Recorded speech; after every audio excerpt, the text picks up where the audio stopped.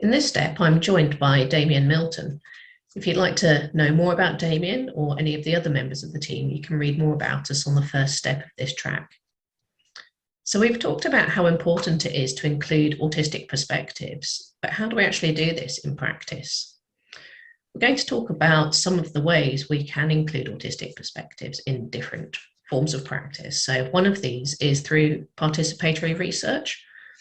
So this means including autistic people not just as research participants in autism research, but at every level of research. So that might be through the use of focus groups or advisory groups, which steer the research and inform how the research is carried out.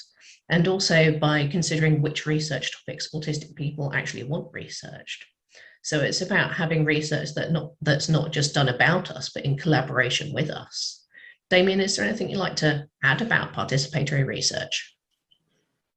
Well, to me, participatory research is more of an ethos than a set way of doing research, as it were.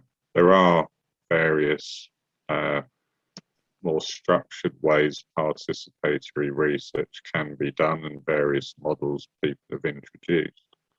But to me, it's more of an ideal than ethos to work towards, and greater participation with the people you're researching about, with human beings research, as it were.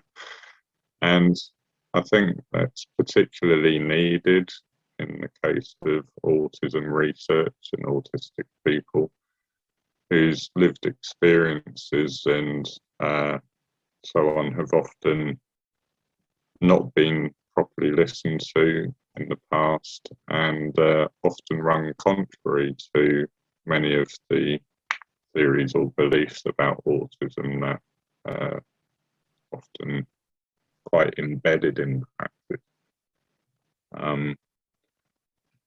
And so just getting an autistic advisor when one never has done on a project before is an improvement in participation than what came before. I do think advisory groups and consultations only go up to a certain point, and it's ideally one will be looking towards co-produced and partnered or autistic-led research.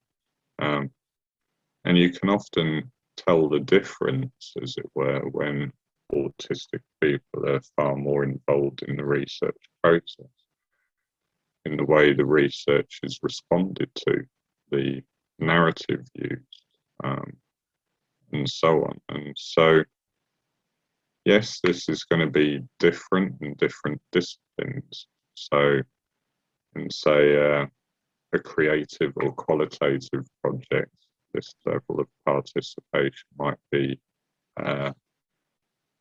not easier perhaps, but more fundamental and part of what people do, or design research for that matter. In, say, biology and neuroscience, I would say things could be improved, as you say, in the choice of research topics, the ethics protocols, and on consent and use of information.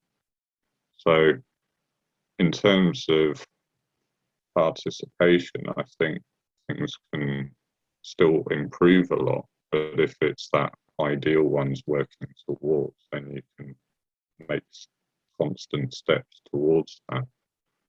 And that's why I'm sort of chair of the Participatory Autism Research Collective, or PARC for short, which is a network which tries to bring together participatory research in the field and promote it, and the autistic voice within autism research, as it were.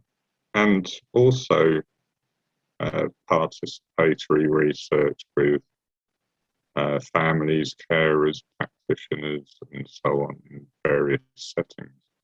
And it's not to exclude those voices from such research either, but such voices and views are going to be potentially quite different from what autistic people are saying. And too often these things are lumped together, and they should be analysed in more depth, the similarities and differences between various perspectives. What about at a policy level? Are there ways that autistic people can influence things like policy and legislation? I think this is an area which is more difficult. However, there are various groups acting towards trying to influence policy. There's the All-Parliamentary Group on Autism, for example. There's a Westminster Commission on Autism, which is more of a pressure group, and I'm on that commission myself and a number of other autistic people. It's quite a large group of interested parties, politicians, and so on as well. We've done a number of reports to try and put pressure on the government in certain key areas, such as accessing healthcare, and some of the barriers and problems there was the first report they produced. Actually influencing government policy or local government policy is rather difficult. We do have the Autism Act and various strategies in different parts of the UK.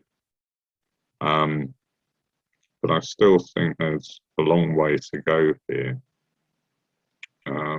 in policy documents and agendas, and a lot of work to be done to improve matters in this area. But I do think things are beginning to slowly improve.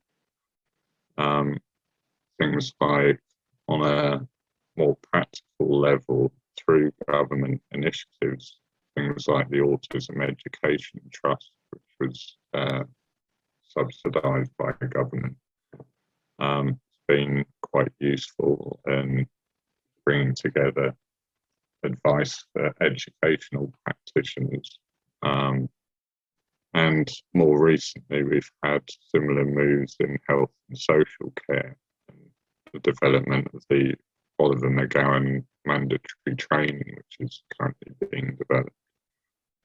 So I do think there's still a lot of room for improvement here, and to improve the level of participation and involvement. Yeah, there are positive moves in that direction, largely to the pressure put on by autistic activists.